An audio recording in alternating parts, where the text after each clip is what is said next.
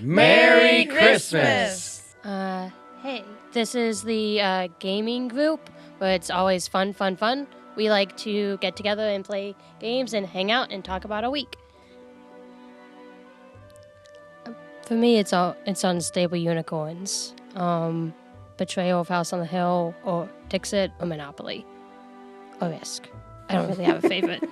Your turn. What was the other one? Or Risk. Risk. Oh. Risk is probably the one that I always want to play. Do you like standard Risk or mission Risk? I always play standard. I've never played mission. Oh, okay. That sounds like it would be awesome. Yeah.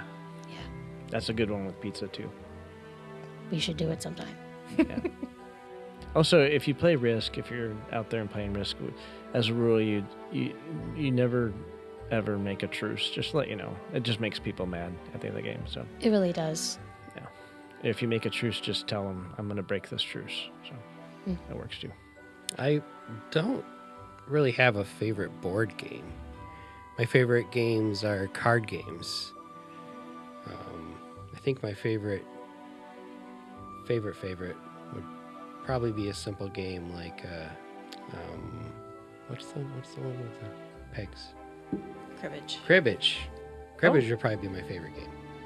I guess that's a board game. Points. It's got a board. Yeah. I always leave points on the board. I don't like that game. Yeah. Are you pretty good at catching all the points? Yes. Oh. I'm not gonna play you. I even point out other people's points. Like, hey, you gonna use those? I'll take them. I like Catan and Seven Wonders. Yeah. If I was. Yeah. Why do you like those?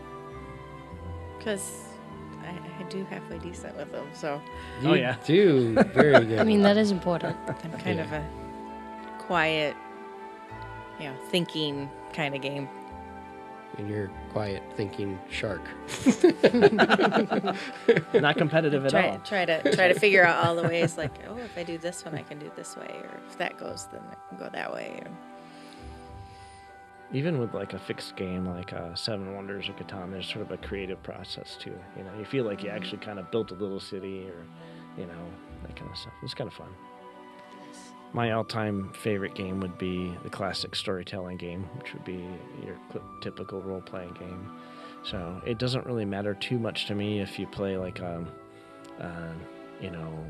1920s detective, or if you're playing something on Starfleet Command, or if you're playing a warrior of ancient times. I like the story-building game where you do multiple sessions, even over years, dare I say, where you play a really long campaign. That's definitely my favorite.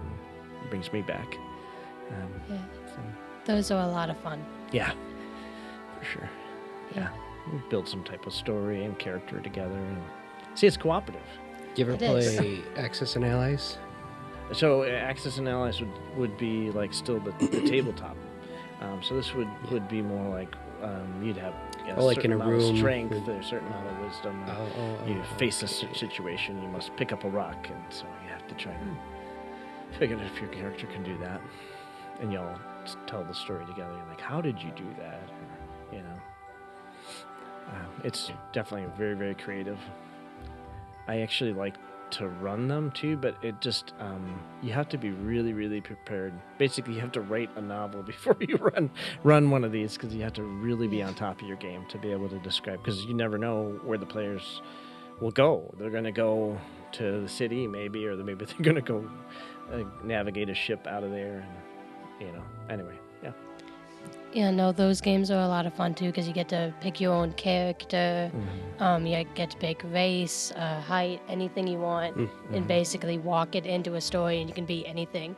Yeah. If you're normally calm and quiet in real life, you can play a barbarian and smash, or or you can do whatever you like. It's really fun. Or vice versa. Yeah. Oh, yeah. You want to be a curmudgeon, or if you want to be friendly, just kind of set it out. This is the kind of character story I'm going to tell. Yeah. So I think one of the reasons why I really enjoy this group is because it's a small group, like our regular small groups, but small groups don't always have to be a Bible study, you know. They can just be a bunch of friends from church getting together and hanging out and doing what they enjoy, you know. Maybe another group would hang out and go do coffee once a week or something, but for us, it's games. Yeah, I can definitely say I've gotten closer to everyone who's come to the group. So For sure. And I mean, another cool thing is discussions about God and different things happen just naturally as we're playing too. So even if like it's not like someone walks in and says, "We're going to talk about God today." It's let's talk about this. Hey, how was your week? Oh, something happened. Okay. Yeah. Did you pray about it? Cool. Let's talk and see how it is, and then we go on and play a couple of games. Sometimes we spend half the time talking, or more, or more, and half the time playing. But still really cool. Yeah. And our chat in our app, you know, where we talk to each other, it's been filled with, you know, such and such is going on in our family right now, and I'd like to, you know, have you guys pray for that, and it's been nice to have you guys to lean on. So yeah, it does help you feel connected. Yeah, for sure. Yeah, no matter what we did to each other in the game session, whoever took down whoever. Right. Yeah. That's right. Yeah. I mean, we do play a co-op game once in a while, but usually in game we pretend to be at each other's throats, and then afterwards we're like, "Okay, bro, see you later." Yeah.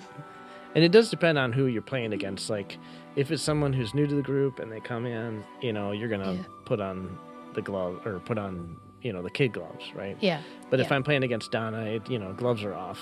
Oh yeah. So. It's totally on. Literally. They're like punching across the table. Yeah. That's right. It gets flipping, really violent. flipping the board. Yeah. Oh yeah. Yeah. Merry Christmas!